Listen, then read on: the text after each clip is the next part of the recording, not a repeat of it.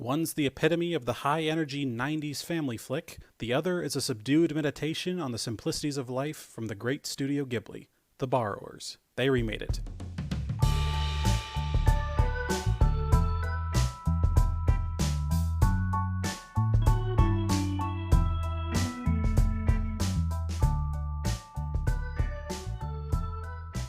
Hi, and welcome back to another episode of They Remade It. I'm your host, Stuart. And I'm your host, Jacob. And how you doing today, Jake? Just enjoying the new warm weather? I'm doing all right. The sun is shining. I was outside earlier this morning taking care of some yard work. It's definitely the time to do it. Yeah, that's true. I was attempting to get my little window AC unit back installed, and turns out it's not working right now, so I'll be suffering through the heat. Woo. That's fun. Is it actually busted, or could you just not get it in because it's heavy? No, it's like actually busted. Like, the fan will turn on and it'll blow air in, but it won't actually cool it. It's like the compressor or whatever won't turn on. So is it blowing air around, or is it blowing in hot air from outside? I mean, it's blowing it around so it at least feels cooler, but it is still just the air from outside unchanged. Okay. Well, that doesn't sound so bad. That sounds better than nothing. Oh, yeah, no, it's better than nothing. I'm not complaining about that front. But, it is worrying of what's happened to it, so I'll probably check on that so it doesn't catch fire. Yeah, that was my first thought, or probably my third thought. That could catch fire. Yeah, so I can just deal with a normal fan. Oh, well. Normal fans aren't bad. Normal fans are nice. They cool you from above. On to the usual rigmarole. What you been watching? Okay, so I'll start off saying this. 2 TV series, just right off the bat. I went through the entirety of the Boondocks because for some reason, I had avoided it. When it came out, I remember seeing the commercials for it. I didn't think it looked bad, but it didn't look like a show that I'd be interested in. But I thought it was good. It's got a lot of action in it, which appeases me. I'm not a big fan of action movies, as we've discussed on here, but I like action in animation because you can do more with it. And second to that, I've been going back through Duckman for probably the third time, which is probably it's probably one of my favorite adult animated series. That's just quite a sentence, and one that very much defines you, I think. I've been going through Duckman, I think, for the third time now. I obviously I wasn't like, okay, I was around for part of its run on USA, but I was like an infant, so I wasn't watching it. So me watching it's online, but no, it's one of those online shows that no one cares about. There's not any copyright holders like tracking it down, so you can find all the episodes of that on YouTube, just like Mission Hill and Clone High, shows like that. But I like the show so much, I recently picked up for very cheap the entire series DVD set, and I've been watching through it again, and I'm halfway through the last season now, so I'll be finishing that up any day now. Oh, damn. You really do have more dedication to series than I do. There's only 4 seasons. It's not too long. Dude, I can't get through one normal season of any show. Well, the fact that it's my third time through, it's clearly a favorite of mine, so I don't mind. On to films. I saw Dumbo in theaters. How was that? You know what? I like it, but it's not very good. I mean, all right. Care to elaborate? There's a lot of Tim Burton charm to it, though that's mainly in the set design. Like, you can tell by looking at it that Tim Burton had a hand in it, but you don't really feel the Burton environment until I'd say the Pink Elephants number. The way he did it was like it reminded me a lot of his Charlie and the Chocolate Factory remake. The way they handled that song. But that's good. I figured if anything was going to make it, he was going to make anything come alive, it was going to be that scene. Well, it was stylish and it was fun, but they interjected 2 kid characters, and I wouldn't say that they're bad actors, but they look bored the entire movie. It's clear that the only reason they were introduced is, well, one, because they have a hackneyed storyline about their mother being dead and them trying to relate to their father, blah blah blah. That's been done to hell and back. But Colin Firth, no less. Yeah. Which like But that's I think he's been in more films of that than any other film. probably I don't know. Of well-meaning but ultimately kind of fatally flawed father figure.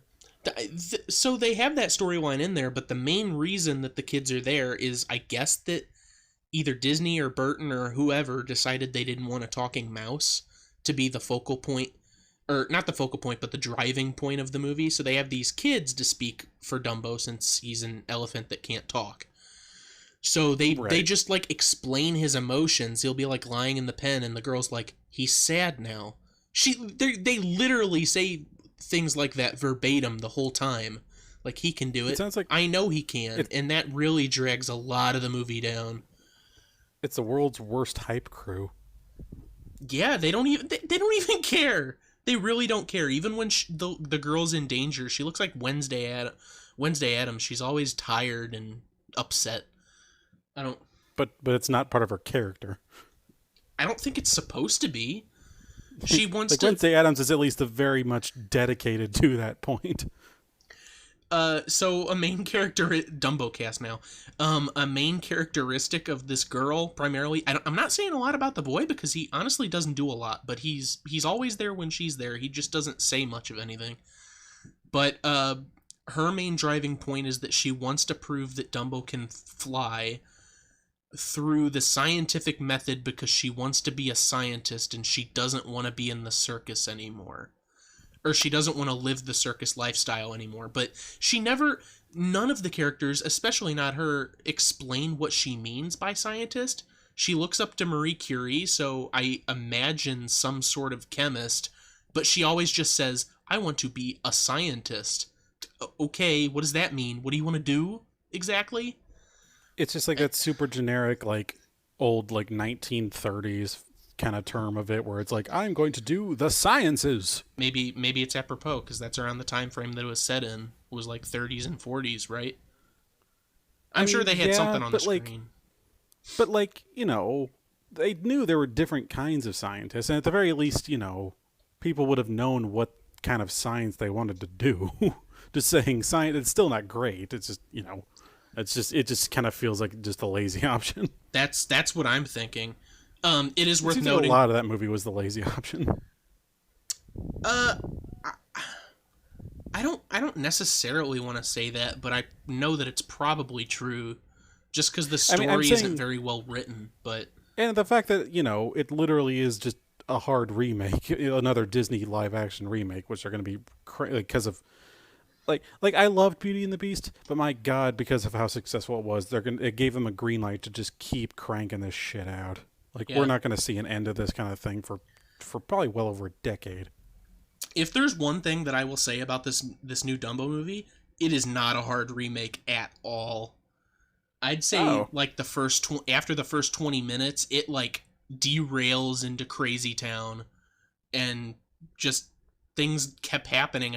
I wasn't expecting them to happen because that's not how the original went, which is fine. I mean, we've talked about that before on this show, but right. If anything, I'd encourage that. Yeah, I guess it's probably because Dumbo's a good movie to put on for kids because a lot of whimsical things happen that don't necessarily make sense or tie together. Because if you watch that movie, it's kind of just a bunch of things that happen. That's all it is. Whereas this movie tries to actually construct a plot. I just don't think it does it very well. Well, yeah, fair enough. Also worth noting, so that we don't stay on Dumbo for too terribly long, it was nice seeing Danny DeVito and Michael Keaton in a movie together. I think the last time they were in a movie, off the top of my head, was Batman Returns, and the roles of protagonist and antagonist in that have been swapped. So that was neat. That's nice. Yeah. And lastly, I watched Vice. I can't remember if I saw that or not. It may have just kind of blown through my mind. The Dick Cheney movie. Yeah. I think I saw part of it. That was fun. I didn't think it would be the way it was. It was almost like Woody Allen directed it. There was a lot of moments where they would break the format of the movie to do something else. Like they speak an entire scene in Shakespearean dialogue.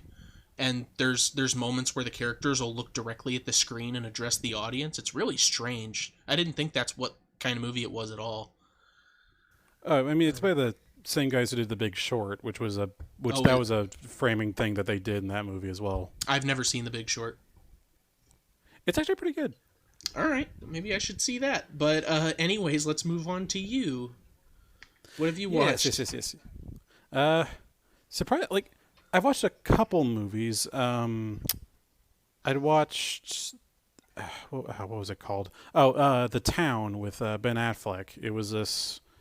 It kind of made a bunch of waves a few years ago when it came out, but it's like this story about bank robbers and everything in Boston and whatnot, which like I thought I would be turned off from simply because of its relation to The Departed in that regard, but it was actually pretty cool. It actually kind of told, it kind of made me interested in the history of the area and that sort of thing. Saw that. I saw. Did I bring up Aquaman last time? I can't remember if I watched it between now and then. I don't think you did. All you brought up Okay. last time were a bunch of repeat watches that you saw with your roommate. Oh yeah. Okay, but I think I did. Yeah, and then in this past interim, I watched Aquaman, which I was so surprised about. That's like, what everyone is saying. I still have my yet to give it a chance, but God. that's what everyone has been saying. Yeah, like just from it didn't help that all the trailers made the CG look like shit. And Yeah. and just the track record that DC movies have had lately, I was not in any way anticipating to be anywhere near as good as it was, cuz it's doing what DC movies really should do. Like Marvel movies are good because they kind of seem like they're constantly pushing at the barrier of what is possible for these characters, like what strengths they can achieve, what things they can overcome. With DC and throughout their comics and their TV shows and everything, they pretty much shatter every ceiling of believability immediately at all times. It's a good And thing. so it's always exactly, it's been the enjoyable part of it is that there are these insane level set pieces that these characters are dealing with. It's just the problem with all the recent ones, like Zack Snyder movies and everything. They've been trying to do kind of the gritty, realistic thing in a lot of them, and I've hated that. But this one, Aquaman, straight up did that's just no, we're just gonna go balls to the wall with this, and it was amazing. Yeah. It caught me completely off guard. I thought it was incredible. Yeah, Like, I've been comparable to, like, thinking Wonder about that Woman. with like Batman and stuff, because Batman used to be a comical figure. Everyone knows that, but uh, you could argue that it was the Dark Knight comics, or you could argue that it was the Batman the Animated Series show. He just sort of became a dark figure in a dark environment, so that's the direction that everyone has gone with him since then. I don't know if you would necessarily credit Frank Miller or not on that, but my thing is that I think that for instances like that, you can have a dark character in a more lighthearted environment. I know Gotham isn't necessarily lighthearted, to use that example, but the villains are. I don't. They're always happy. I don't know. I Do mean, whatever you yeah, want I with guess it. so. And that being I said, think Black I Manta think was just the only thing that looked good in that trailer. Yeah. I mean, he was kick ass. I mean, he wasn't in a lot of it, so Oh, that sucks. yeah. Well, whatever. But yeah, I think and just so it doesn't become the DC cast. I think just Batman. I think Batman was well suited to become a much darker figure, just in the sense of the whole background of his character. It's meant to be like a whole thing about fear and whatnot or whatever. Or I guess it wasn't originally, but just the idea of there's all these wacky characters, and as time moved on, as people in the common light saw these kinds of characters as if these guys existed in real life, they'd be fucking insane. And so they just kind of rolled with it, and then they just kind of played it up for Batman as well. It's like you have to be like equally insane and brutal to go up against these people like this. Yeah, So, I think they yeah. just kind of rolled with it. No, I agree with that. They just try to make him more tragic, and I don't know, like the Joker, for probably the biggest example, is always such a light-hearted, funny character for someone that goes around shooting people to death. But Exactly. I was never a huge fan of Heath Ledger's Joker, because I think he acted it fine, but that's not the Joker character that I I necessarily care about. So it just Yeah. depends on which way you look at it. I personally think I would enjoy the DC movies more if they tried to lighten the mood, which I haven't seen Shazam either, but a lot of people said that was doing that. Yeah. And, I've said it before, I don't think DC movies necessarily need to be lighthearted like in the vein of Marvel, but they still need to have a bit more levity. Or Yeah, at the very they need least, to still be they still need to be their own thing, lest they be or copycats. right. Or at the very least just kind of do the Chris Nolan mold of have it be realistic in the sense of it's not just played up to be ultra gritty. It just actually is what a real life situation of this, as at least as close to it as possible, would be. Lose the Right. filters, lose the whatever, just be like hard crime drama. Go. Well, apologies for bringing it back into DC Cast just as you were Oh trying no, to it's fine. leave. But I've only got a couple more things to say, so Um, yeah, I saw Aquaman. I'd seen one other, but I can't remember it at the moment. I think it was an animated one. Oh yeah, I rewatched Into the Spider Verse just because it was fun. Oh yeah, that's a good movie. Um, oh yeah, it's fantastic, Deserved everything it got. beautiful. All right. But and then I actually watched a couple musicals. Actually, I watched Newsies on Netflix because they have a professional recording of it on there. That was pretty good. All right. Not Another a Disney huge fan of it, but another Disney adaptation, right? I think so. Well, this was like a live stage play. Oh, you watched a stage play version. Oh yeah, no, it was like the ones I've been watching. It's been that. Then I watched. You ever heard of? I'm sure I've talked to you about it before. Star Kid. They're a YouTube channel. No, no, I haven't. They're actually they're a YouTube channel that does full length musicals and everything, but they're on like parodied subjects. Like their first and most famous one is called A Very Potter Musical, and it's about You know what? I've seen that. Harry Potter. Yep, it's a parody of Harry Potter. They've got a bunch of other ones. They've got one that's based on Aladdin from the perspective of Jafar. They've got a few original ideas where they've had a few original IPs, which they've come out with a couple recently and have recently announced a new one. Um, and what my personal favorite is Trail to Oregon, where it's the Oregon Trail as a musical, and the audience actually gets to pick the names of the main cast. That sounds beautiful. That's like, oh, I like that Yeah. improv bit to it. That's cool. So they've done multiple shows of it, but their recorded version, the dad is named Jack Bauer. The wife is Slippery When Wet. Um, the son is Crab Hole. The daughter is oh shit, I can't remember.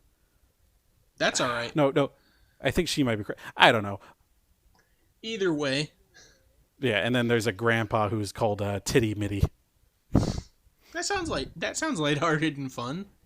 It is hilarious, and I love it. Why But yeah, can't DC movies be like that? exactly. Just just have fucking Shazam be named Titty Mitty. That Just make him a new character. That being said, Yeah. I want to dive back real quick since you brought up internet stuff. There is Oh, yeah. something that I've been watching while I've been doing work on some of my side projects and stuff. And that's the YouTube series Knickknacks, which I'm really enjoying. It's an exploration through the history of Nickelodeon chronologically by show. Ooh. It's been very enjoyable thus far. I knew that they've been around for a while, but I didn't know how many shows they had since they've been around that long. They haven't even gotten to the Nicktoons yet, and I think they're on like episode 50, or he's on episode 50. It's one guy, but yeah, he hasn't even gotten to the Nickelodeon original cartoons yet. I think they're in 1983 right now. So that's shit. been fun. Yeah, that's they'll do it. Yeah. But yeah, I think that's everything I've seen. I'm Okay. sure I'll think of another one lately. I've been watching more stuff lately, just casually, and I keep forgetting just to kind of keep it in my memory. So I'm sure I'll wake up in the middle of the night and be like, "Oh, I forgot this one." I always write it But down in my I'd journal. say I'd say we've discussed enough. I think we can get right to the as I always say, the meat of things, because oh boy, we've been excited for this one. Yeah, we we actually have. Yeah, man, people, we have got everything. We've got John Goodman. We've got Studio Ghibli. We've got crazy haircuts. We've got parallels to working class English people. My God. We have tea. We have tiny tea. That's all I care about. Tiny T. But yes, as stated before, it's The Borrowers, and it's Studio Ghibli remake, or at least version, The Secret World of Arrietty.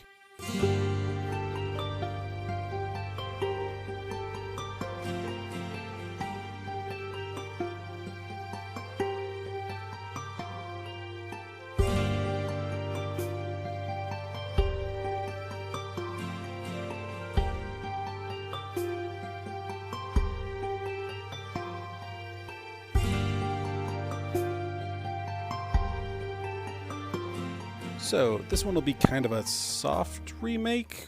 It's not as soft as usual. All the names of the borrower family are the same at least, but otherwise plot and all other characters completely different and utterly different. And there's also one less borrower in the family.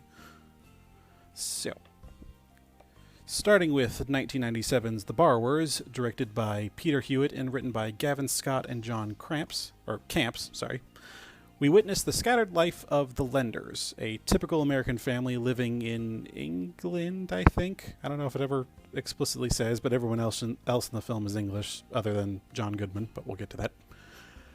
The young boy lender of the family, Pete, played by one Bradley Pierce, is attempting to catch pests that he believes are stealing mundane things from the house. Just as the family leaves to go to the bank, we are shown the first of the borrowers, a form of tiny people living out of sight of normal people, Pod Clock, taking a radio battery back home to his family. Pod Clock is played by Jim Broadbent. His family is made up of his wife Homily, played by Celia Imrie, whatever. His son Pegreen, played by Tom Felton, and his daughter and female protagonist Arrietty, played by Flora Newbegin. Meanwhile, while this is happening and while we are being introduced to the borrower family, we learn that the Lenders are about to lose their family home to the bank at the hands of a lawyer named Oshus P. Potter, played by John Goodman, the most evil lawyer known to man. They are losing their home due to the apparent disappearance of the late lender aunt's will. Soon after, once they return home and with this new news, Pete discovers Arrietty and reveals to her that their home will soon be destroyed. As both families are now forced to move, Arrietty and Pegreen are left behind by accident. However, this allows them to find Potter breaking into their home to find the original will, proving the lender's ownership of the home, in a hidden safe. Potter, then finding the borrower's home, brings in one exterminator Jim, played by Mark Williams, to eliminate them. Arrietty and Pegreen escape, but Pegreen gets inadvertently taken to a dairy bottling plant and is now in need of rescue. With the help of a newly discovered outdoor borrower named Spiller, played by Raymond Pickard, Arrietty, Pete, and eventually the rest of the borrower family mount a rescue. Afterwards, with the help of Jim, they rush to City Hall in order to stop Potter from having the home demolished. Once there, the borrower family corners Potter, where it's revealed that there are actually thousands more borrowers out there who have all come to help save the day and prove that Potter is the thief of the will. Potter is caught with the will on his person and is then arrested for theft and fraud, allowing the lender's home to be saved, with Pete keeping the borrowers a secret from then on. Now, before I go into the 2010 or 2011 or 2012, depending on when you count the release date based on the dubs, I should state, on the subject of dubs, that I actually watched the UK dub, which was done in 2011, about a year before the United States Disney dub was done, which was also a year after the original 2010 Japanese release, just for that record. And I will be crediting voice actors as US actors and then the UK actors, as I felt both were significant, but I couldn't actually find the original Japanese version for myself. So, bear with me. Now, on to 2010's Arrietty, directed by Hiromasa Yonebayashi and written by Hayao Miyazaki and Kiiko Niwa. The film opens with a young boy, Sean, or show, depending on which dub, played by David Henry or Tom Holland, arriving at his great aunt Jessica slash Maki, don't even know where they went with that one, played by Gracie Paletti slash Philida Law. Again, English names, man. But yeah, going to his great aunt Jessica slash Maki's country home. Just before going inside, Sean briefly sees Arrietty, played by Bridget Mendler slash Suarez Rowan, darting through the grass away from a cat. She returns to her home to her mother, Homily, played by Amy Poehler slash Olivia Colman. Some big freaking names in this, I should also say. And father, Pod, played by Will Arnett slash Mark Strong. After returning, she then has to prepare to go back out into the human home for her first real borrowing, that is, taking actual useful supplies for the household. She attempts to take a sugar cube, but is seen once again by Sean, making her drop the cube on her way out. Sean, however, not being threatened or wanting to cause them any harm, returns the cube with a note to near where he first saw her. She then goes and tells him to leave her family alone in order to keep them safe. However, her father discovers her meeting and is forced to decide that her family has to move away for everybody's safety. Sean, soon after, learns an ancestor of his actually knew about the borrowers and had made them a custom dollhouse with working electricity and functions to live in, though they never actually revealed themselves in order to do so. Back in with the borrower family, through the advice of an outside borrower named Spiller, played by Moises Arias slash Luke Allen Gale. I don't really know how to pronounce that first one. The borrowers learn of other places they could live and other possible family members that are still out there and still living. Soon after, Sean attempts to give them the custom dollhouse's kitchen as a form of, I guess, just trying to open up to them, by opening up their roof and dropping it in. This inadvertently draws the attention of the housekeeper, Hara slash Haru, played by Carol Burnett slash Geraldine McEwen, who, for some reason or other, it's not really established, wants to now capture the borrowers. I guess just for the fame of it. While having a conversation with Arrietty alone, Sean reveals that the reason he's out here at this country home is because he has a chronic heart condition and will soon have to undergo a risky surgery to correct it at the risk of his own life. As this happens, however, Hara captures Homily. With Sean's help, Arrietty rescues her mother and they're fully able to hide their original home in order to avoid capture. In the end, the borrower family is still forced to move on, though after one final and touching goodbye between Arrietty and Sean, and float down the stream in a teapot to find a new home. In the US Disney dub, this is then followed by a final monologue by Sean, revealing that his surgery was completely successful and that he never again saw Arrietty. The Japanese and UK versions lack this, therefore his fate is meant to be left unknown. Wow. So that little ending bit is not in the other versions, huh? Nope. It was tacked on just so people could feel happy about it, I guess. That makes sense. Oh no, young boy, let us know he's okay. It is Disney associated when it's brought over here. I didn't know that. I mean, that's the one that I watched, so I got that monologue. But I did not. I had to. I was actually good that I had to go to Wikipedia just to make sure I watched through the movies, but I give it a day before I put down notes just so I can let certain thoughts stew for a little bit. That makes sense. I went back to Wikipedia to make sure I didn't miss any major plot points, and that got brought up. So I was like, oh, that's interesting. And like I actually kind of liked it how they did it in the UK version. So okay. Well, one final thought before full circle. For The Secret World, Spiller's U.S. voice actor is Moises Arias. And the reason I know that is because he was a cast member on Disney Channel's Hannah Montana. Oh my god, yeah. Which both of my sisters were obsessed with at the time. So yeah, I remember that he was the little Hispanic kid that ran the beach shop thing.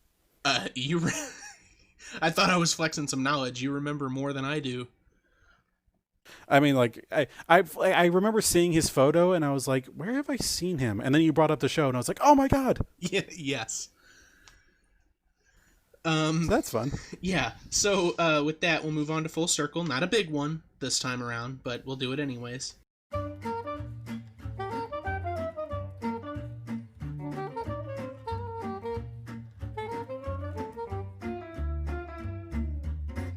Okay, so in the case of The Borrowers 1997, we have Graham Crowther, who did stunt work for The Borrowers and 1990's Total Recall, and we have Anne Maskery, who did costume work on The Borrowers and 2010's Clash of the Titans. For Huh. for The Secret World of Arrietty, we have one, and that's Peter Jason, who was the soccer coach in 1984's The Karate Kid, and he did additional voices in the US dub of The Secret World of Arrietty. Now, I thought long and hard on this, and the only place I can put him for voices would be The Exterminators, because I don't remember anyone else ever talking in that movie. I don't remember any other characters that he could have voiced. So, Huh. Of course, in my version, it was just a bunch of Cockney guys for the Exterminator, so I have no idea. but that's it. Just those three people. So we can move on to actual topics of discussion now. Hooray! And my goodness, if there were ever a case study to be done of differences in cultural tone, this would be it. Jesus H. Thinking on this, I think the main difference between these two stems from the fact that one is more focused on driving a plot, while the other is a lot more focused on character development. And I think most of the other changes, cultural, artistically, actor performances, whatever, sort of play into those two. I mean, like, true, but at the same time, I do also mean the fact that, like, on the one hand, we have a Studio Ghibli film which is characteristic in its simplicity, in its relaxing tone and everything, compared to the classic 90s family flick formula of what if we took the feeling of stress and turned it into a movie. Yeah.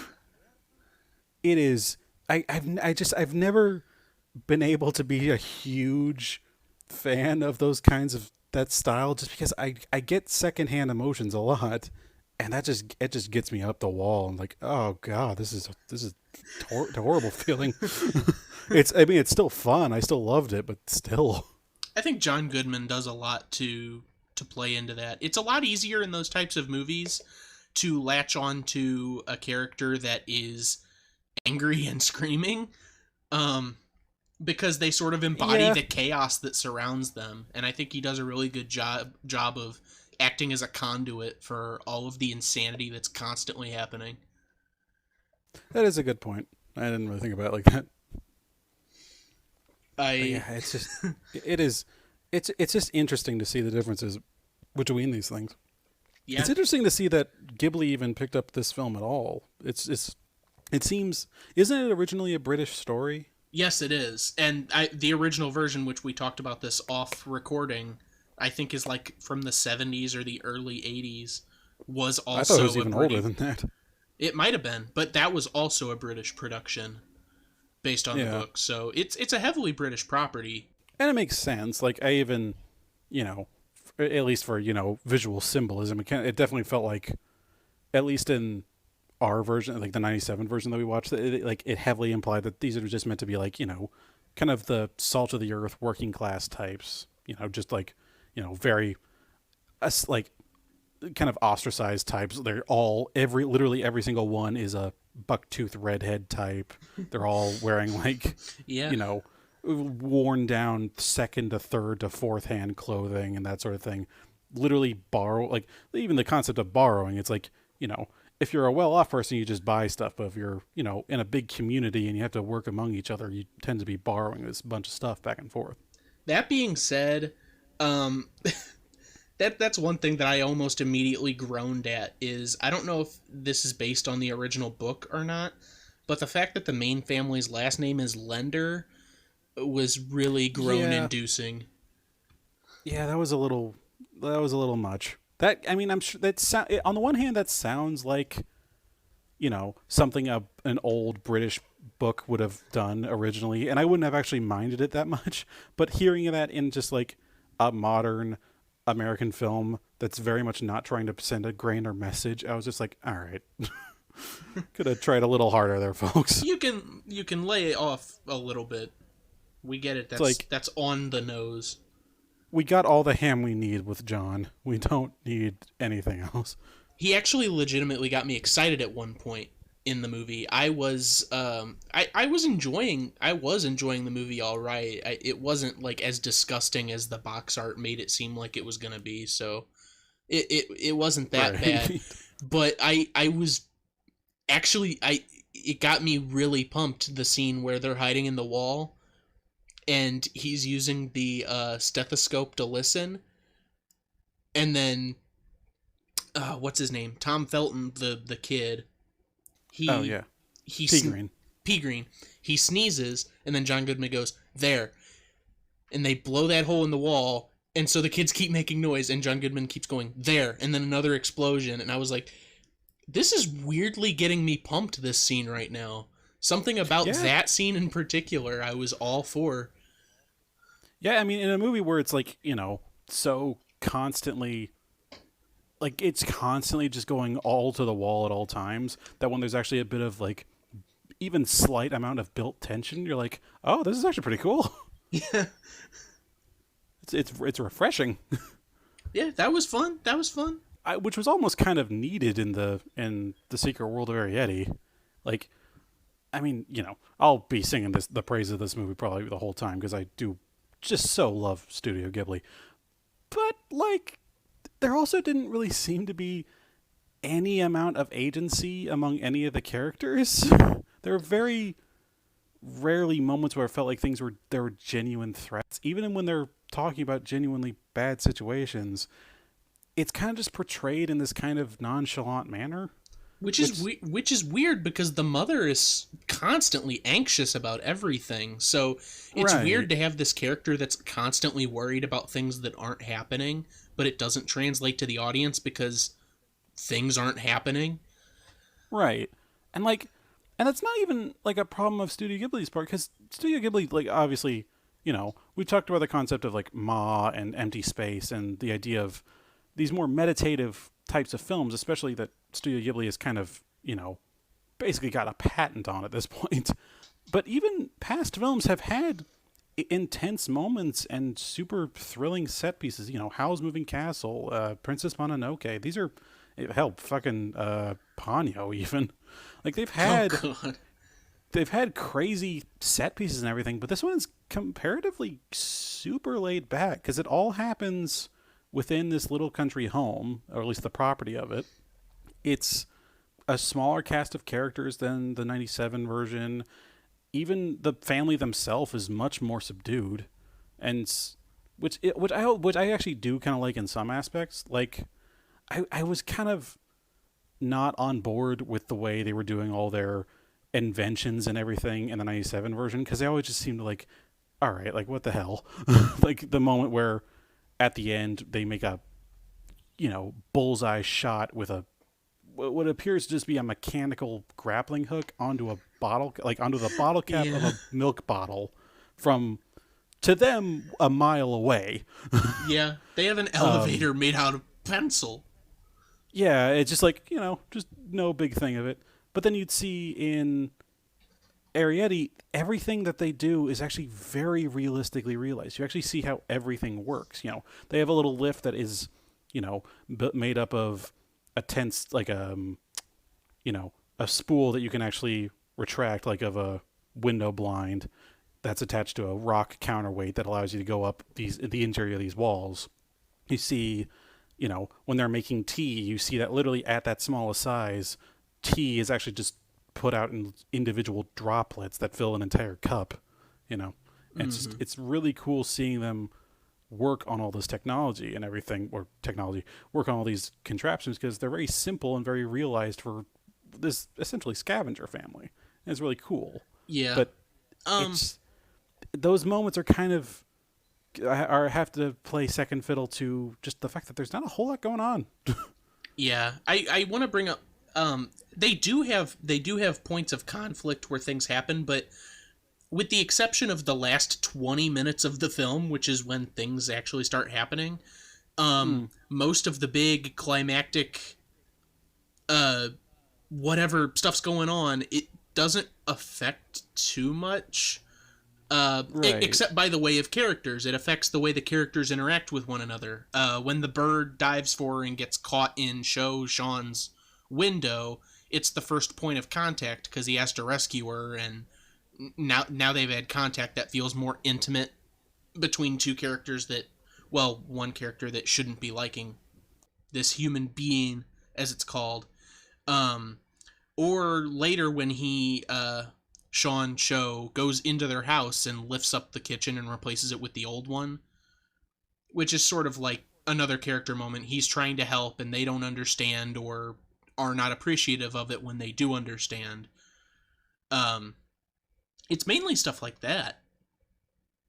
Yeah, it's just like it's kind of, very all conflict is very human based rather than just literally there's the most evil lawyer in the world. Yeah, a literal snidely whiplash who loses his Yeah. mustache fairly early on. And I almost feel like I'm more heavy-handedly bashing the Ghibli one because otherwise I do absolutely adore it because just again just having it's the world feels much more well realized with in Arrietty just for these these little tiny people, and as a result it just kind of makes the other one just kind of feel even more ridiculous. Like the 97 version, it's Yeah. hard for it to get more ridiculous, but compared that to just such a grounded concept that they're going for, it's just like, oh, this actually feels real in a sense that they're doing it here. Yeah.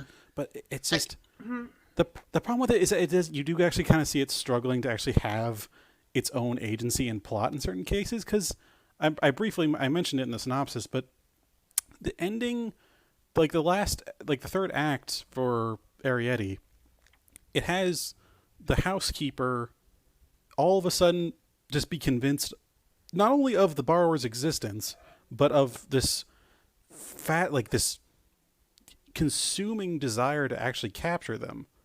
And then it doesn't really do anything with it.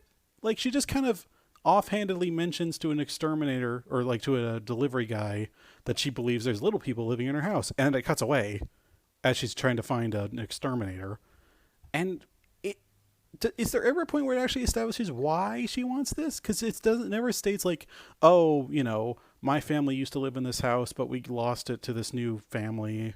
But in the borrowers, I have some reason to blame for it or whatever. I she don't has know. no reason. She has no reason to hate them. The thing that they drop, if you remember near the end, when she finally has contact with Maki or Jessica, whatever you want to call her, and when she comes home and the exterminators are outside, she's talking to him. She's like, "I told you there were little people. I've been telling you all these years, and now I can show you I'm not crazy."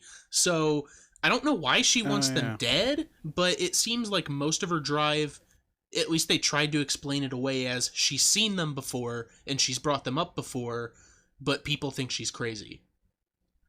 But it's like you don't get that impression from her throughout the entire rest of the movie. It's just kind of No. she's just kind of a housekeeper that's just there. It really desperately feels like it really feels like this desperate moment of we need to have some last act conflict that isn't just them quietly moving away. Excuse Because me, like even Stu. There are two scenes where she looks suspiciously around a corner of a house that I'm pretty sure are the exact same scene, just reused. my God, it's a Studio Ghibli film. I'm pretty sure that same scene is used in every film.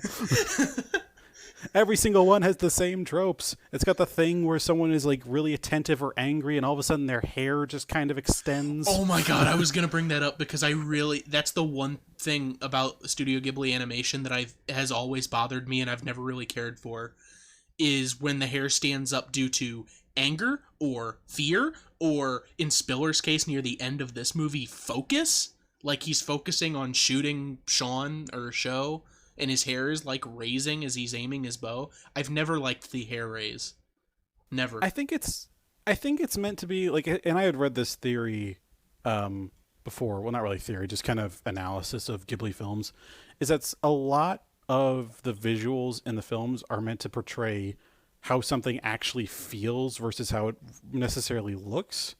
And in the sense of, in things like Ponyo, you see water, but it's super kind of gloppy looking and everything. But that's because water, whenever you actually interact with it, feels heftier. It feels like there's a kind of a more rounded edge to it rather than just water as you see it. And then that kind of extended to the whole, characteristic hair raising thing, where it's meant to portray direct actual, like whenever you, like, it's meant to portray that moment of whenever you see something that stresses you out or makes you angry, you literally kind of feel the hairs on your neck stand up. I think it's literally meant to visually show it, which I kind of learned to respect. It's still silly though. Yeah, that's what I kind of thought. I've just never liked the look of it because the way, I don't know if there's another way to animate it. I used to think, when I used to watch these movies and I saw stuff like that, I used to think it was just a character taking a breath, and it was always a really big breath. It's like, that's too much oxygen. Like, you're gonna hyperventilate. I think maybe in more recent films, it's become more apparent, or they just haven't done it with as much subtlety in older ones. Because you'd see them do it in, like, Princess Mononoke and that sort of thing, but they were very serious characters, and they were portrayed a little bit more, not necessarily realistically, but not as in much of a child-centric environment. Well, and so it's kind of more, it kind of just more feels like, oh, this is just an intense moment versus their hair is literally just growing now.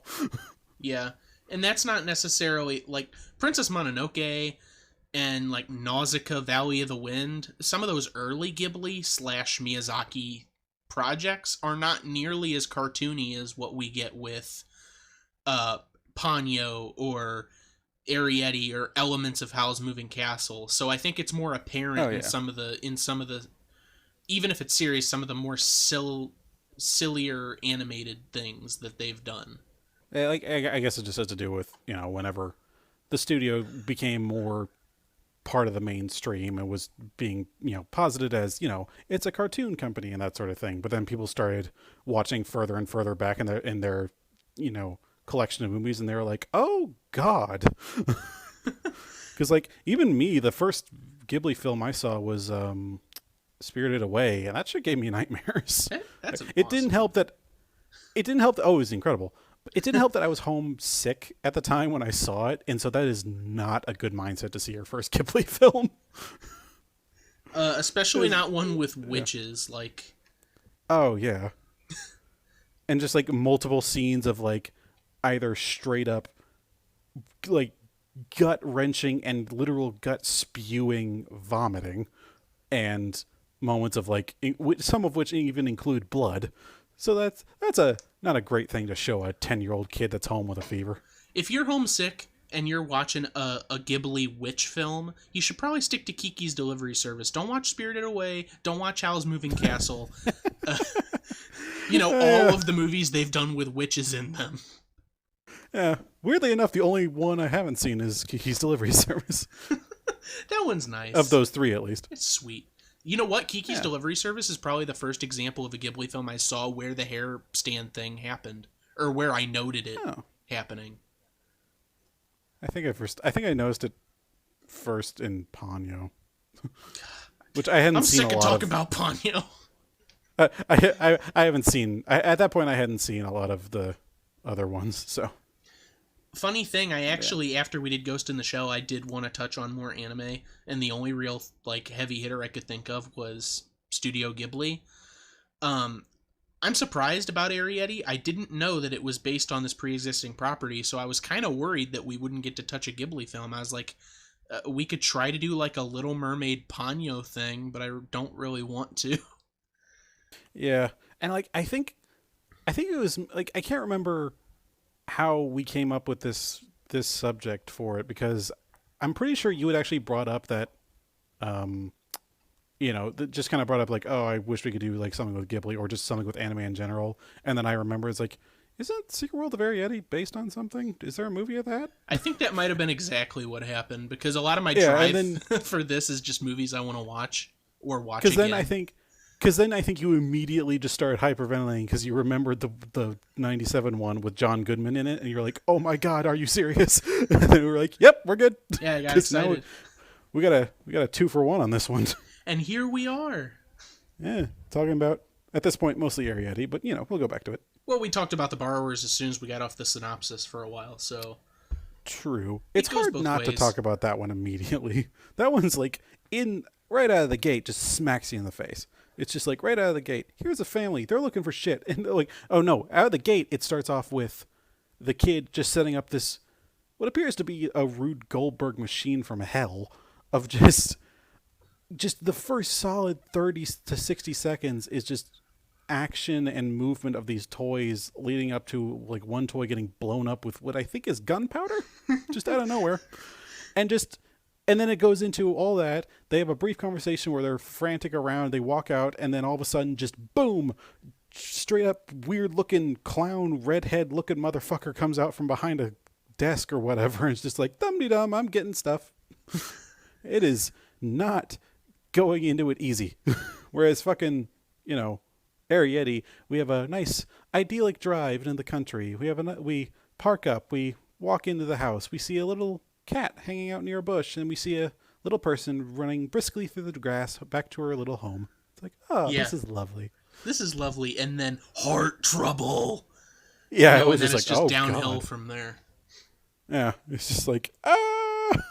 How did Tom Holland play the character of? I'm just gonna call him Sean because that's what we watched.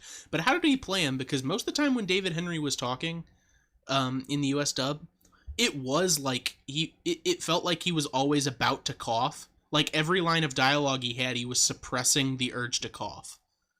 And I understood why, but it got on my nerves after a while. He plays it a little bit similar. And I should actually say, in the UK version, he actually it does go by show. They does actually it? kept Okay. they kept the original names in that one. But That they U.S. Did learn some lessons. exactly.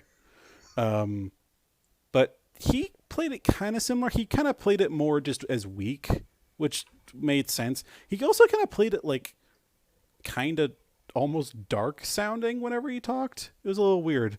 Like he was just like he very much was like, I'm aware of my mortality right now. I don't give a fuck. So he was just like, And did they have the conversation in the same like they had the like You're gonna die someday.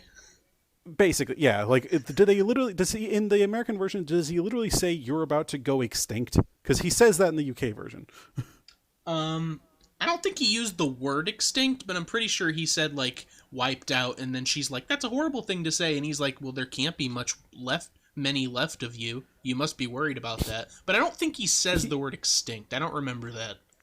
He definitely does in the UK version. Like he gets my. blunt in the UK version where he's just like, there's so little of this left and there's such a massive world out there. You guys must have all but entirely died out by now. And it was just like, I think it's like mentions you probably won't last much longer out there by yourselves. It's like, oh my God. Of course, then he offsets that with the fact of, I've just been kind of thinking about that a lot lately. I myself am dying. And so, just kind of getting really philosophical about the beauty and fragility of life. They definitely soften. Sorry, go on. It's like, I do actually like after he started saying that at first, and I thought, okay, this guy is a psychopath. But then I obviously knew he was in some form dying or sick or whatever. But then he started talking about it and how he was genuinely just kind of somewhere between horrified and accepted of his condition. I was like, this is like a genuinely tragic character, and this is kind of played incredibly well. I think it was a little weird that the mouth movement and everything, he was always at all times smiling. I thought that was a little weird. I think if in the original Japanese it would have come off better, but with Tom Holland, it kind of seemed a bit more, not necessarily dour, but certainly not upbeat. So it came off as a little funny that he was smiling, but otherwise, I thought it was really good. I really did like him as show. Okay, it sounds like the U.S. definitely did soften things because that whole conversation is there, but his tone of voice is it sounds defeated but upbeat. It's not dark like what you're describing, and he she gets upset, and he's even like, "Oh, I'm sorry. I didn't mean to upset you. I've just been thinking a lot lately."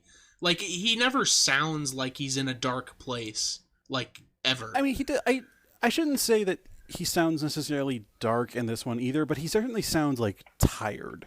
Like he just sounds like he's probably been told all his life. It really does sound like the resignation of, I've been told all my life I'm probably gonna die like next week, and so at this point I've just kind of gotten this weird headspace about it, and so it really does kind of lend itself, not necessarily like I said, not necessarily as dark, but that as someone who's had to deal with this his entire life, he's just kind of coldly accepted it, if anything else. Bet you That's wish the you got best a way I can version where he. describe Bet you wish you got a version where he lives at the end. Or where it's definite that he lives at the end. Yeah, it's like we don't know.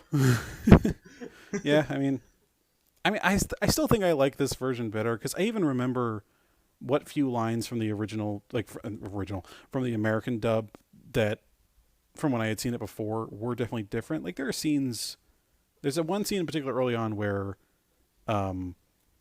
the father Pod is out trying to find a new home, gets caught in the rain, and Arrietty and her mom are sitting in the kitchen and Arrietty says, I wonder what's taking father so long. In the American version, it's like, what? Oh, I wish he would stop. I keep getting worried about that gosh darn cat or something like that. Or something to that degree. Is that what she says? She says something like, I think she's like, "Oh, I hope he didn't get eaten by the cat." And then when he comes through the door later, she's like, "Does it look like he's been eaten by a cat?" And I thought that was strange. It's like, well, he's standing there, so exactly. no. Exactly. And, and even that line, I remember that line, I hope he hasn't been eaten by the cat, was like even in the trailer from when it first came out. I remember that one distinctly. But in the UK, and it always kind of rubbed me up the wrong way. I was like, that's kind of weirdly nonchalant about the subject. But in the UK version, she just says, I hope he hasn't gotten caught in this downpour. It's really coming down. It's like, and then she comes out, and whenever he comes in, it's like, is he hurt? Like, what's up? What's wrong? Is his leg broken? And it's like, there's actually genuine, like, concern and everything in her voice. It's not just a joke cracked. I've never been a huge fan of American dubs. They tend to just dumb it down. I wonder if they tried putting they tried putting a lot of hateful emphasis on the cat so that it's more surprising the turn that the cat has near the end, where it leads him to her. I almost feel like the hate, like, not necessarily hate, but like animosity toward the cat is meant to be expected, considering it's a cat and they're tiny people that are essentially mice to him. No, I definitely agree with you that it should be expected, and it's not like I wasn't like, oh, the cat's the hero of this movie, but I'm wondering if that was the reason they did that. Probably, like, just so they could just kind of play it up a little bit more, or just to have a funny line for the trailer. Yeah, maybe. Yeah, they didn't have a cat in the borrowers. They just had a dog that farted. Oh yeah. At least they were consistent with their tones in the in the borrowers. Yeah. Like when at least that's an American / British production, which are pretty similar in their own rights, versus British dubbing keeping a more serious tone to the matter. Yeah. I stated it a little bit before that the movie The Borrowers wasn't nearly as disgusting as I thought it would be, because the front of the box is like giant feet, and one of them has like gum stuck to it, and I was like, well, that's nasty. And then I flipped it over, and there's a picture of what I thought was John Goodman covered in honey, and I was like, that's even worse. So I was delightfully surprised in that the movie wasn't extremely gross. It was just kind of gross. As many of those 90s films are, notably, which I'm surprised we haven't mentioned Mouse Hunt nearly as much, because this is it feels very similar. You know what? Me and you have mentioned Mouse Hunt in comparison to this a fair amount of times, but I think that's the first time we've mentioned it on this show. Yeah. We definitely should. They're very similar feeling. It's just, just the baseline concept alone, normal people just trying to hunt down something that is very tiny or whatever the heck, and just the tone and everything, and just the level of insane set pieces that happen, which the set pieces in action and everything, I should say, very fun and very cool to see and everything. I give them crap for like, oh, this is kind of ridiculous, but you know what, when they do ridiculous well, they do ridiculous well. Yeah. but then they're also just like weird, like with 90s movies in general, they just have this weird tendency to just be straight up gross. Like Mouse Hunt was disgusting in the first part, at the very least, where it's just, it's a character, like it just, as not to derail completely, it opens with our main character, Nathan Lane's character, having a restaurant but being closed down because we see in visceral detail of a patron eating half a cockroach and then puking up the other half. Where it was just like, when's the last time you saw Mouse Hunt? It's been a while. I'm surprised. I have not. Okay, so when we first looked at the... I should say the first time I ever saw it was on a fucking band trip in a hot bus as it was played on like the screens that they showed to everyone on the bus, and so it had left a very visceral memory. I was like, okay, this is like nothing but sensory overload at all times, and this is not what I need in my brain. This is going to come back to haunt me. It just got me. That's fair. What I was gonna say is that when you first saw the box art for The Borrowers, when we were first talking about doing it, you mentioned that it looked like it was Mouse Hunt-esque, and I immediately knew what you were talking about because I used to have the film on VHS, but I have not seen it since I was probably 5, and I couldn't tell you anything that actually happens in the movie. But I remember the tone, and I remember how it made me feel, and I instantly knew what you were talking about. See, yeah, that's the thing about these movies. They are so deeply ingrained with just feeling. I don't know, like not even necessarily like actual, like dramatic feeling. I mean, just literally, it feels like you've been kind of punched in the gut and you still have a bruise. So it's like anytime someone kind of lightly brushes against it, you're like, oh yeah. It's such a visceral feeling, these 90s flicks, that I don't know what it was about them that they just were able to go so whole hog with how they felt. You know what? On a visceral level, it was just like, what the hell is happening? I have kind of a theory on that I literally just developed, and I have to wonder if the reason a lot of those 90s family films specifically, tried to be gross and started the trend of more gross out humor had to do with the fact that Ren and Stimpy came out in 1990 and was hugely successful, and that's all that show was getting away with being gross on national television. Yeah, I could see that. Wasn't Mouse Hunt also affiliated with Nickelodeon or something? There were a lot of those 90s movies were. It might have been a Viacom or a Paramount picture. I don't think it was a Nickelodeon specific movie, but it probably had something to do with Paramount, its parent company. I can see that. Right. And even The Borrowers has a similar feel. Like it feels like a lot of those Paramount Nickelodeon affiliated ones had a lot of that similar feel. So I guess that would make a lot of sense actually.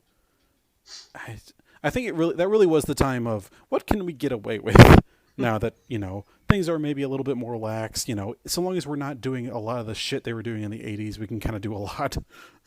Yeah, can we just the 80s, be gross? Yeah, pretty much. It's like technology, we can do gross things and not actually have to do the real gross things.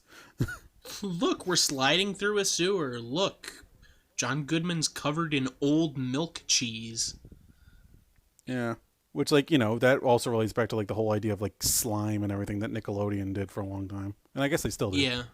Do they still do slime? I mean, maybe. I don't know. I haven't watched Nickelodeon in years. They might. I like how we're talking about Nickelodeon right back to the beginning. Go watch Nick Nax. I do want to bring up, if we're talking about gross, the only thing that actually made me stop it did make me violently ill, but it made me second guess what I was doing, was when they're loaded into the moving van and they're going to their house, and they're going to the new house with the Lender family, and Arrietty and P. Green, through a series of comical mishaps, fall through a crack in the bottom of the moving truck, and P. Green is in a giant dog turd.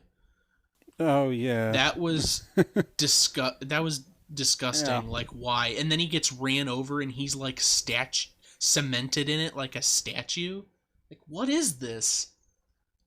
Yeah, that one kind of got me as well. I was just kind of like, all right. I think that was one of those moments where I just kind of skipped past it. It was like, okay, I know what's going on. Let's just move it right along. This is I just like gross. hit the forward button a couple of times.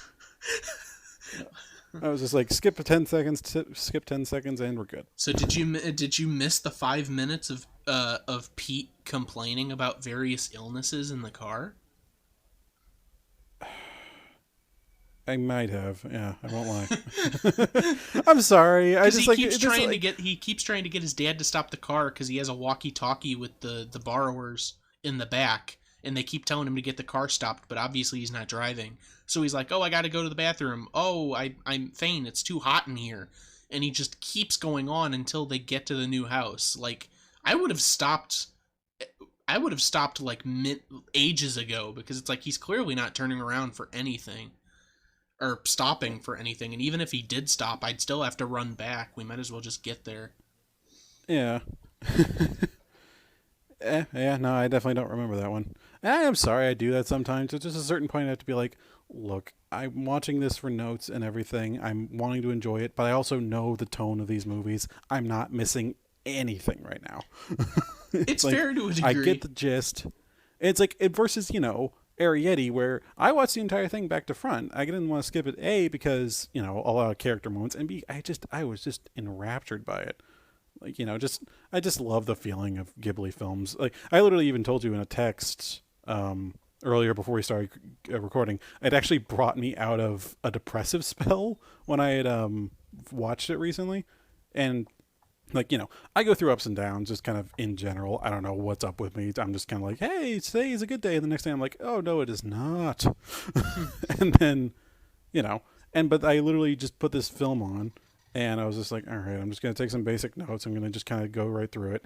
And just right out of the gate, just the colors and the style and the music and everything, I was just like, oh, my heart, my soul. No, It's that's just, a good thing. yeah.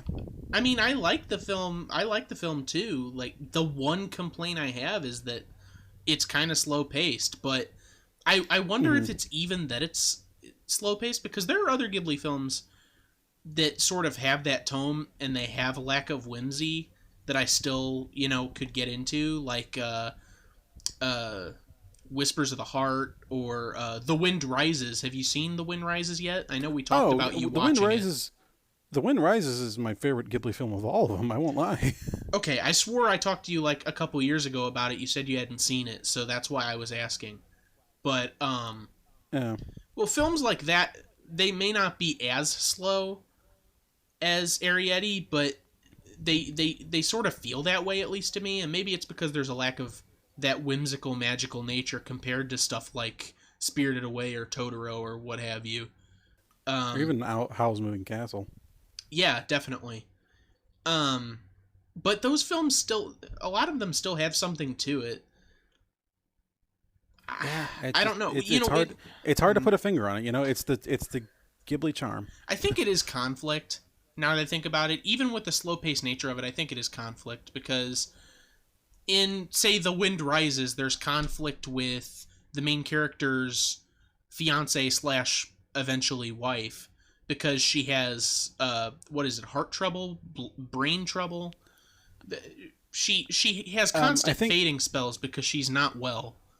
I think it's mentioned she has either I think she has a lung hemorrhage of some form, and then is then like followed by I think tuberculosis Right. or something like that.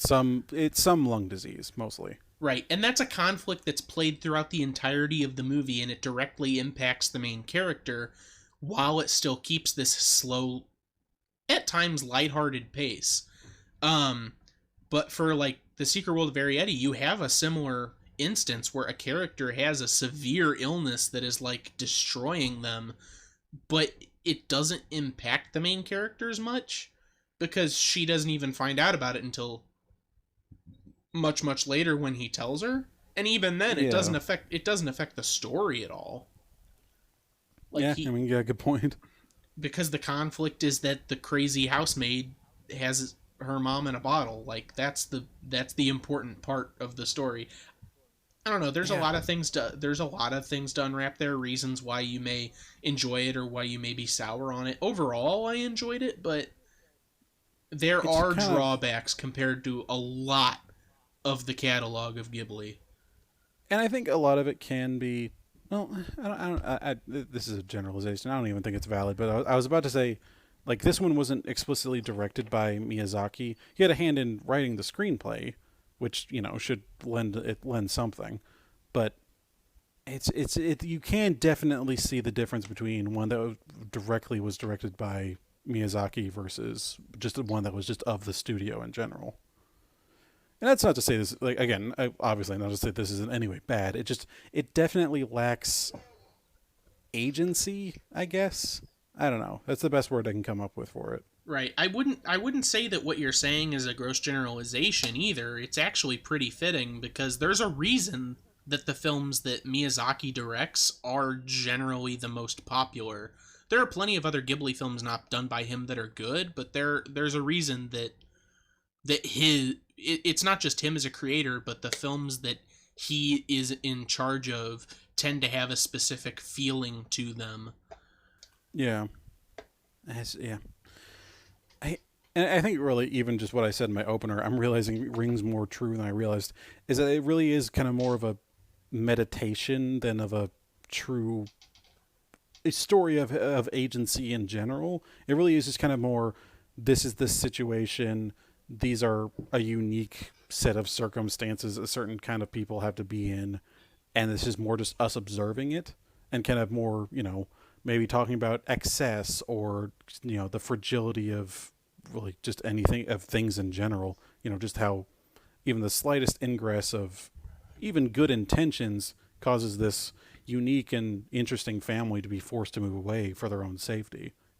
Everything that Sean/show does is meant to be in an expression of, wanting to cooperate and wanting to know more about these people, but in the end, it only ever hurts their situation.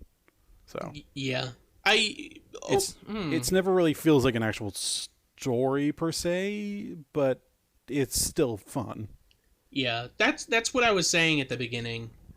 Mm-hmm. When we first started talking about the differences, is that I think that the the first one is definitely, I think, more focused on plot than it is the character relations, just because, say, Pete meeting the borrowers and even John Goodman's character, Mr. Potter, meeting the borrowers is like almost instantaneous, and everything else is just the adventure of them working together. It's sort of there's not a lot of this character learns something, this character grows, compared to Arrietty, where it has a very lackluster plot that doesn't even rear its head till the last 20 minutes of the movie, but most of it is focused on the interactions of characters, how Sean deals with the borrowers and how he's accepting his own fate, how Arrietty is growing as a person, her parents uh, accepting the help of a being at times.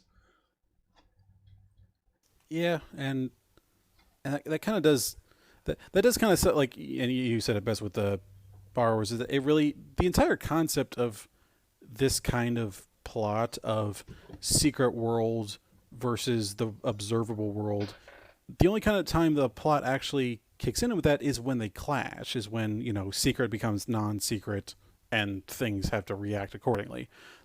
And the secret world of Arrietty, literally with the secret world in the title, doesn't have a lot of that. Like, there's brief moments of where they connect, but for the most part, they're kept all together separate. Yeah, the Which, worlds. You're right. The worlds don't collide in the very fact that they leave. They move to a different area and continue their activities. Whereas in the borrowers, like, Pete is like giving them food for a celebration, and they're living in their original place. There's not much right? growth. There's a lot of growth there, I'd say, but it's not like there was a lot of animosity to begin with. Yeah, and I think that might just kind of go back to the general feel of it, and like that I mentioned before, that it's more meant to be observance than anything else. Because, like, even in the end, we're not necessarily going to have we're not going to necessarily have direct control over these environments. We're not all going to make friends and play nice. It's in the end, people are going to do what they need to do to live and survive, and you know, humans are going to keep ingressing wherever they want to go, and everything else just kind of has to either move out of the way or get trampled. Yeah, So and in the end, there's not necessarily anything wrong with that, but I don't know. As a movie, it's definitely it is a family friendly just film, and that sounds like the most general statement I could possibly make, but I mean, it's also like one of the most general forms of movie that you just put on for your kid and leave the room. yeah, Not that and like that's a bad thing. There's a place for that, but it feels more family friendly than the '97 version. That's for certain. sorry.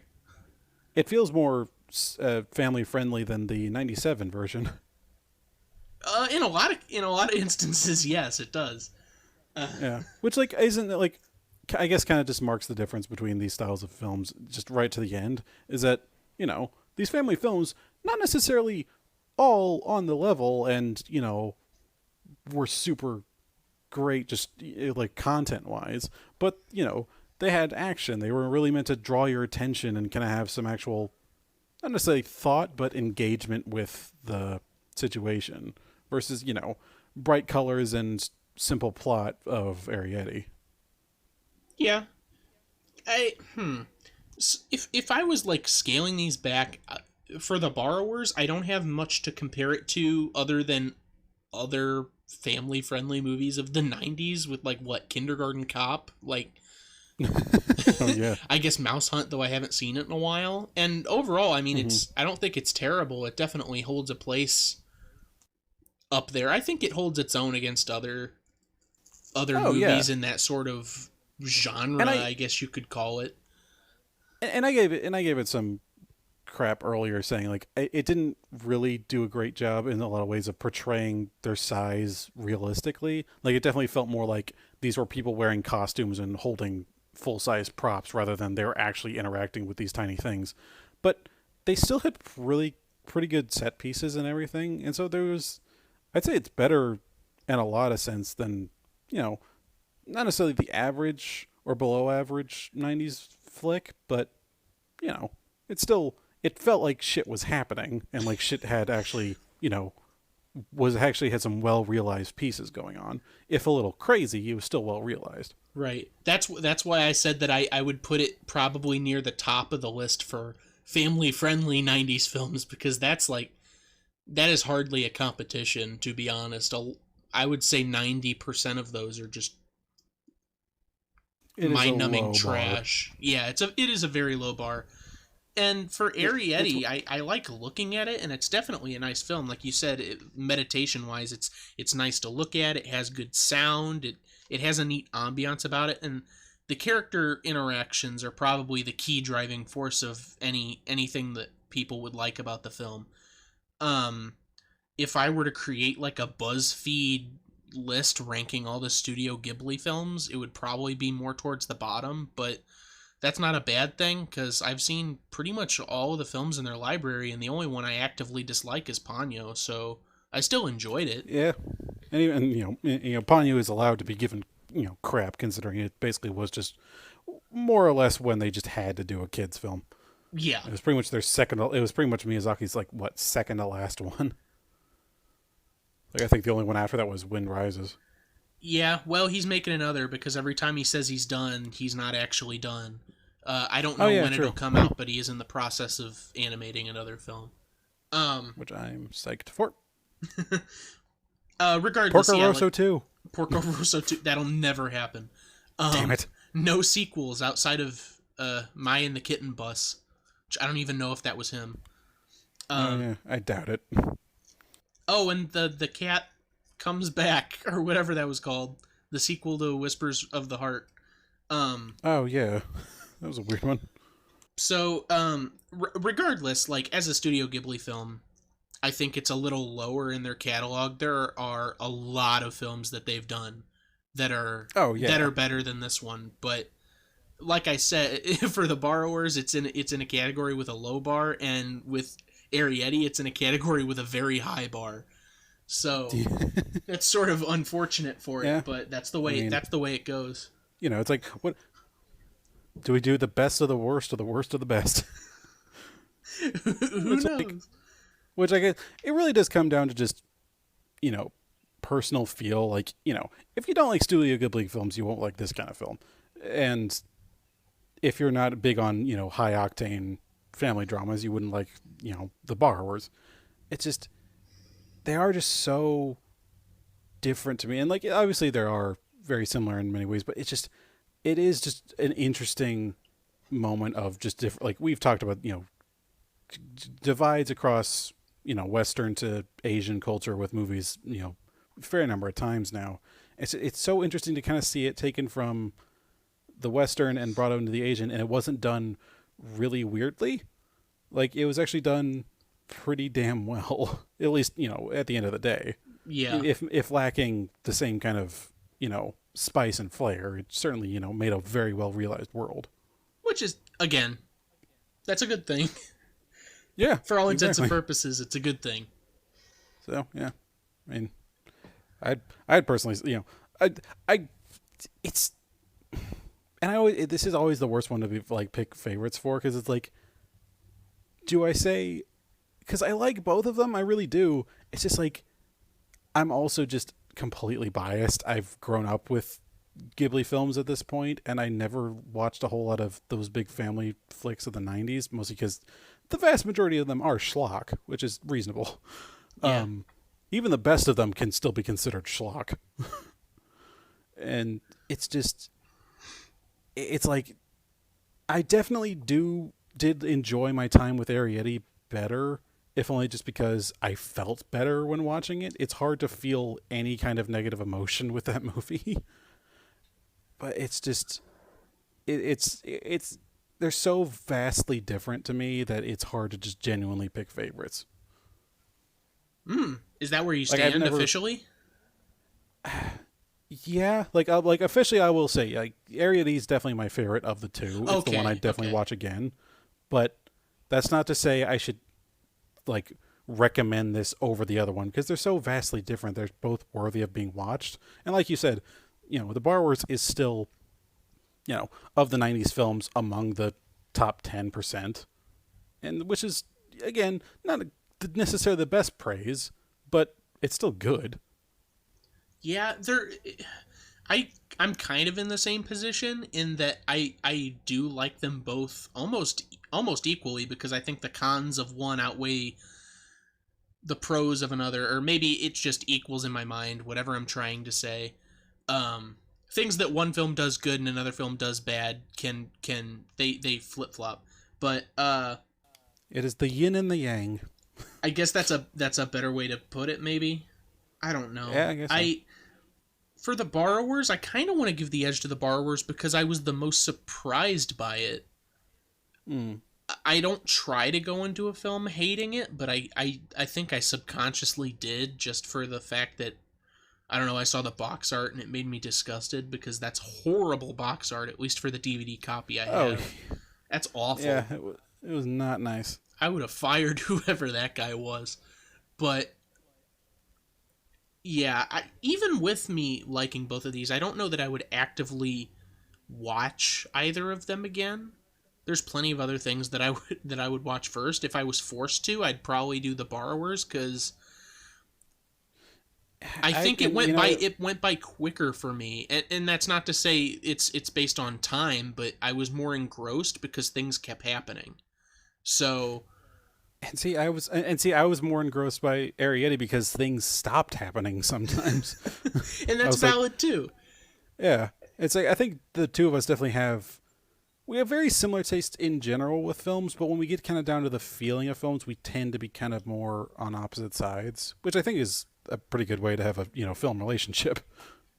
Yeah, I don't think there's anything wrong with that. I'm happy enough that this is the first episode in a while where I was actually engrossed by both of the things I was watching. Even Wizard of Oz and Return to Oz, I wasn't so much into Wizard of Oz, but that's because I've seen it 3 or 4 times before when I was a kid. Yeah, So exactly. Plus, it's not exactly a super engaging in general. that's true. But this was the most fun I've had on the show in a while.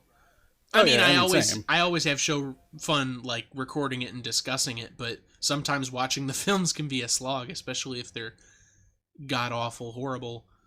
Oh yeah, which we did have a bit of a string of that. We've Also, had some of those. and can I just say we are the least like Siskel and Ebert type in the world, because like in any other situation it's like two people have opposite opinions on two different films with everything, like which one we prefer. You and I, we just were like, yeah, no, it's valid your opinion. It's a completely different tone sort of thing. It's like any other review show in the world, it would just be people bashing each other, and I'm just like, you know what? I like this. I like our tone. I like that we're able to see this chaotic, one hand a super chaotic film, and on the other hand a borderline pretentiously slow film, and are just like, no, both of these have pros and cons, but where you respect each other's direct opinions on each one. It's like, yeah, well done. I'd say we're less like Siskel and Ebert because just a couple of minutes ago, I tried to say that two films were equal by saying the bad things of one outweighed the goods of another. I don't know what I'm talking about half the time.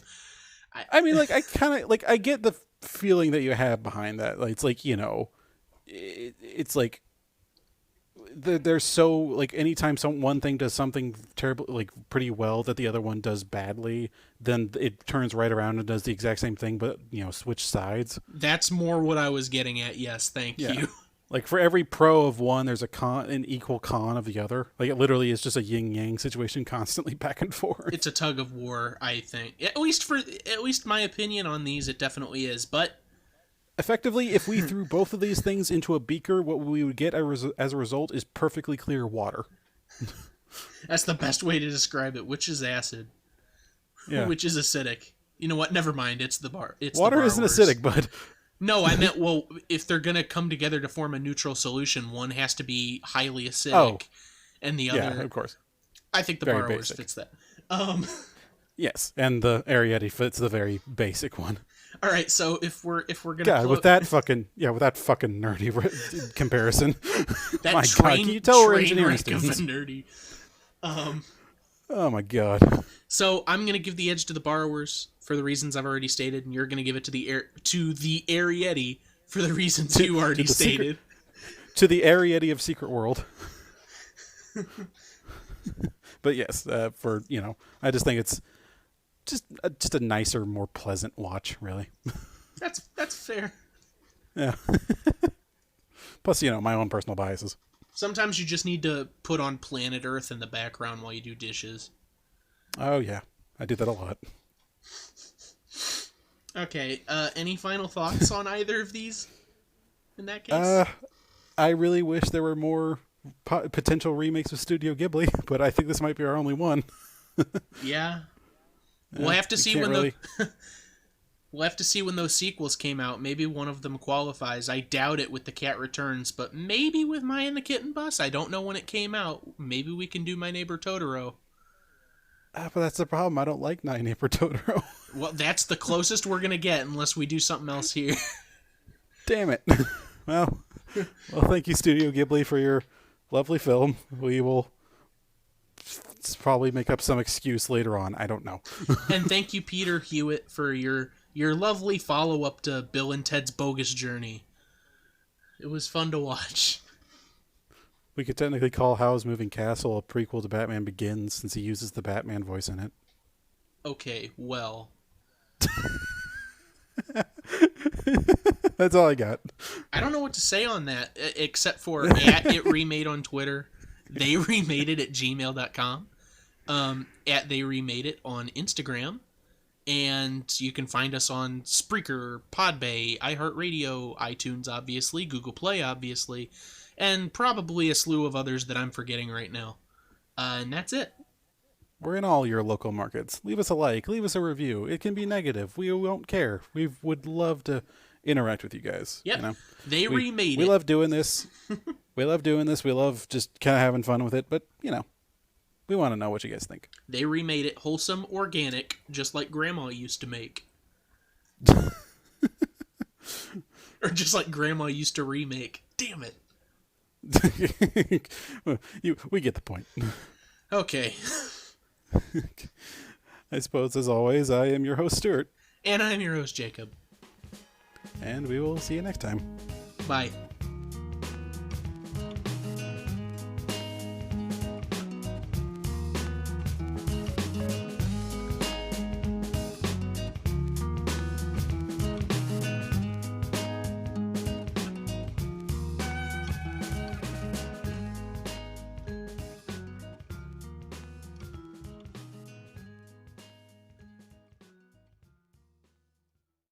One man 24 luxury apartments in the place of one house. is out to destroy their I home. want this house flattened, and I want it flattened today.